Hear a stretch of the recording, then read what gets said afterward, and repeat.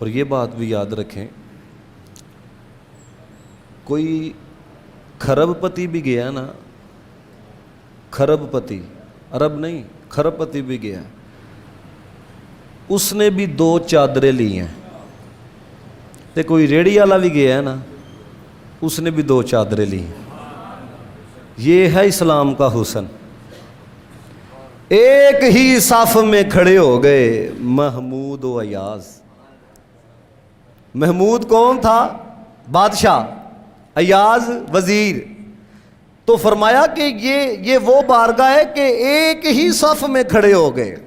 ادھر یہ نہیں ہوتا جس طرح ہمارے پروگراموں میں ہوتا ہے نا کہ آپ کو پتہ ہے پروٹوکول، سیاسی پروٹوکول، دوسرا پروٹوکول ہیں جو اپنے دل کے قریب ہوں ان کے لیے پروٹوکول۔ تو لیکن فرمایا یہ جڑی بارگاہ نا ہے، مجھے بتائیں کسی کے اندر اتنی ہمت کہ یہ پہلی صف کے اندر کوئی رکشے والا آ کے بیٹھ جائے؟ ہے کسی کے اندر اتنی ہمت وہ یہ کہ چلو پیچھے جا کے بیٹھو؟ یہ ہے رب کی بارگاہ۔ اور یقین جانو یہ اسلام کا حسن ہے کہ کسی گورے کو کسی کالے پر، نہ کسی کالے کو کسی گورے پر، نہ کسی امیر کو کسی غریب پر، نہ کسی غریب کو کسی امیر پر کوئی فوقیت نہیں ہے۔ یہ اسلام کا حسن ہے۔ نہیں تو آپ یہ دنیا اٹھا کے دیکھو نا، یہ بڑے جو چیمپئن بنتے ہیں اصولوں کے، قواعد کے، نظام و ضبط کے، خدا کی قسم یہ جو وقت گزر رہا ہے، اللہ تعالیٰ ہی ان لوگوں کے اندر جو خباثتیں چھپی ہیں اللہ تعالیٰ ان کو ظاہر فرما رہا ہے۔ اور یہ یاد رکھنا، میں وہ نہیں، یہ جو ہمارے کچھ لوگ جاتے ہیں نا تو بڑے متاثر ہو کے آ جاتے ہیں نا، ہم نے اگر متاثر کیا ہے تو حضور کی اداؤں نے متاثر کیا ہے۔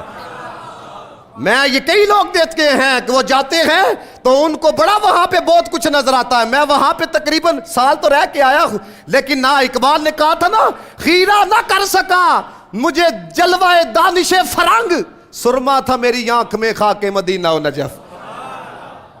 سمجھ آئیے؟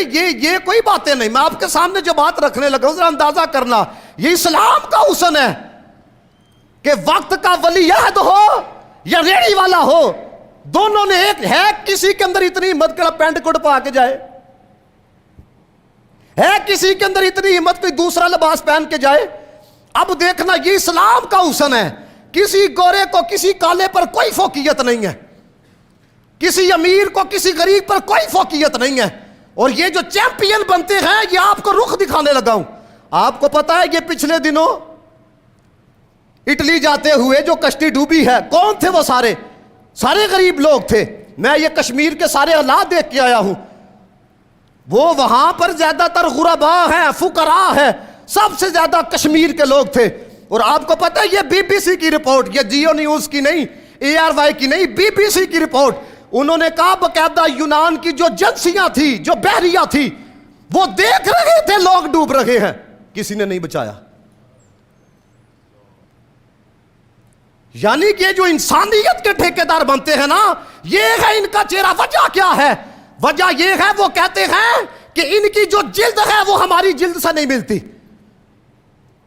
اور پھر اندازہ کرو یہ پچھلے دنوں، چلو جو اہل ایمان تھے اللہ کوئی معجزہ کر دکھائے، لیکن وہ جو ٹائٹینک کا عملہ دیکھنے کے لیے گئے، کینیڈا کی بحریہ وہ بھی آ گئی، امریکہ کی بحریہ وہ بھی آ گئی، UK کی بحریہ وہ بھی آ گئی۔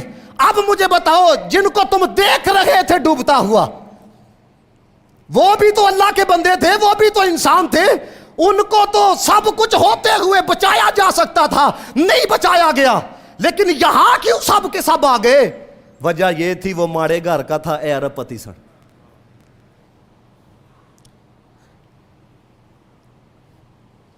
یہی وجہ ہے نا۔ دیکھو وہ کل میں پڑھ رہا تھا کہ وہ کینیڈا نے بڑی جدید ٹیکنالوجی والی آبدوزیں بھیج دی ہیں، امریکہ نے جدید ٹیکنالوجی والی آبدوزیں بھیج دی ہیں۔ اس لیے آپ کو بتا رہا ہوں خدا کا واسطہ ہے، یہ ایک ایک ادا دیکھ کے ایک ایک خبر سن کے متاثر نہ ہو جایا کرو۔ اگر متاثر ہونا ہے تو میرے جانے جانا جناب محمد مصطفیٰ کی اداؤں سے متاثر ہو۔ میرے آقا نے فرمایا اگر فاطمہ بھی چوری کرے اس کے بھی ہاتھ کاٹ دیے جائیں گے۔ یہ ہے اسلام، یہ نہیں. یہ دو رخی آپ نے دیکھ لیا کہ نہیں؟ جہاں پر کہا جاتا ہے، اور آپ جو جن کے وہاں پہ رہتے ہیں کبھی ان سے پوچھو، وہ گوروں کالوں کی بڑی جنگ ہوتی ہے ادھر. یہ تو آپ آ کے تھوڑا سا وہاں پہ سکون ہوا ہے، نہیں تو یہ جو ٹھیکیدار بنے ہوئے ہیں ان کا حال یہ ہے.